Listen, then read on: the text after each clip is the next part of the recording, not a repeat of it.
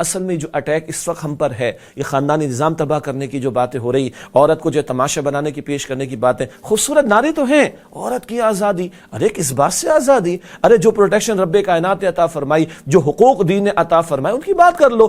ہاں ہم قائل ہیں اگر کہیں مرد ظلم کرتا ہے، زیادتی کرتا ہے اور حق تلفی کرتا ہے تو اس کو کنڈیم کیا جائے، اس کی سرزنش کی بات بھی کی جائے۔ ہم ایسی سرزنش کے اوپر 100 مرتبہ آواز کو بلند کریں گے انشاءاللہ تعالی، لیکن آزادی کے نام پر عورت کو ذلیل کرنا اور اس کی تکریم کی دامن کو تار تار کر دینا، اس کو کھلواڑ بنا کر لا کر سڑک پہ تماشا بنا کر پیش کر دینا کہ گورباچوف جو USSR کا آخری پریزیڈنٹ تھا، اس نے کہا تھا کہ ہمیں ایک تحریک چلانی چاہیے کہ جس عورت کو ہم نے باہر لا کے کھڑا کر دیا اس کو واپس اس کے گھر کیسے لے کر جائیں۔ پڑھ لیجئے گورباچوف کو ٹائپ کیجئے، اس کی کتاب کو ٹائپ کیجئے، اسٹیٹس آف ویمن کو ٹائپ کیجئے، آپ کو انگریزی میں بھی ترجمہ مل جائے گا انشاءاللہ تعالی۔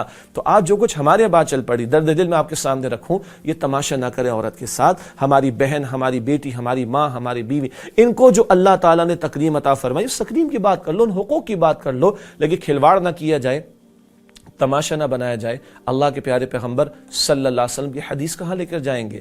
عورت جب تک اپنے گھر میں ہو وہ اللہ کے قریب ہوتی ہے۔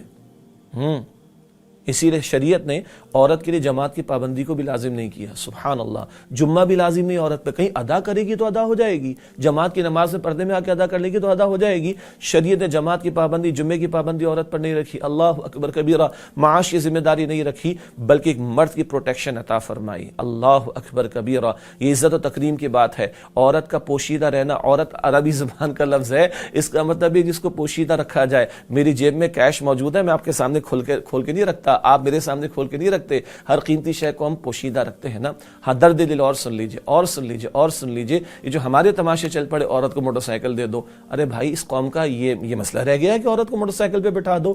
عورتوں کو جو وراثت میں حصہ نہیں دیا جا رہا، ظلم و ستم ان پر برپا کیا گیا ہے، غیرت کے نام پر ان کا قتل کیا جا رہا ہے، ان کی قرآن کے ساتھ شادی کر دی جاتی ہے، ان کو جو کھلواڑ بنایا جاتا ہے، اس کے خلاف کوئی آواز بلند کرے تو ہم ساتھ دیں گے انشاءاللہ تعالی۔ لیکن یہ کیا کہ عورت کی آزادی کے پرفریب نام پر دجالی تہذیب کو ہمارے معاشروں پر پابند کرنے اور جو ہے وہ مسلط کرنے کی کوششیں کی جا رہی ہیں، تو یہ ایجنڈا کہیں اور سے آیا ہے۔ یہ بات اتنی سادہ ہے نہیں کہ جس کو ہمارے سوشل میڈیا پر بعض لوگوں نے لڑائی جھگڑے کا معاملہ بنا لیا۔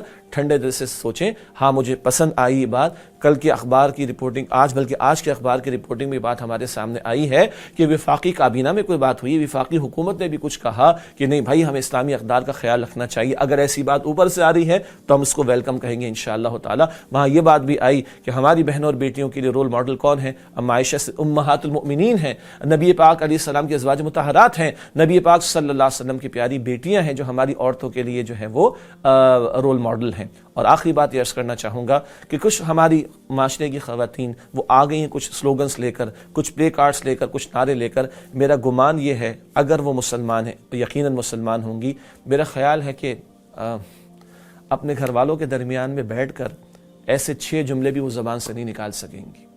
اور جو مرد ان کو پروموٹ کرنے کے لیے آ گئے ہیں، وہ مرد ذرا اپنی بیٹیوں اور اپنی ماؤں کو ساتھ بٹھا کر ان سے 6 جملے سننا گوارا کریں گے؟ نہیں کریں گے، اس سے کہ ہماری غیرت اس کی اجازت نہیں دے گی۔ ایسا ہی ہے نا؟ تو بھائی خدا کے واسطے غیروں کے ایجنڈے پر عمل نہ کریں، غیروں کے ٹکڑوں پر، ان کی فنڈنگ کے اوپر کوئی اس طرح کی بات نہ کریں۔ مرد کہیں ظلم زیادتی کرتا ہے ہم اس کو کنڈیم کریں، ہم بھی کریں گے انشاءاللہ تعالی، لیکن عورت کے نام پر عورت کا تماشا نہ ہو، عورت کے نام پر عورت کی تذلیل نہ ہو۔ ہم بغیرت لوگ نہیں ہیں، ہم ایمان والے ہیں، ہم محمد رسول اللہ علیہ السلام کے امتی ہیں۔ میں حکمرانوں سے بھی کہوں گا، ذمہ داروں سے بھی کہوں گا، سیاستدانوں سے بھی کہوں گا، علماء دین سے تو ہم گزارش کرتے ہیں وہ بھی اپنی بات پیش کر رہے ہیں، عوام سے بھی کہوں گا، اپنے آپ سے بھی کہوں گا، ہم اپنی غیرت کا ثبوت پیش کریں۔ اللہ کے پیارے نبی علیہ السلام نے فرمایا کہ حیا اور ایمان دونوں ساتھی ہیں، اگر ایک چلا جائے تو دوسرا بھی چلا جائے گا۔ یہ حیا اگر چلی گئی تو بچے گا کیا ہمارے پاس؟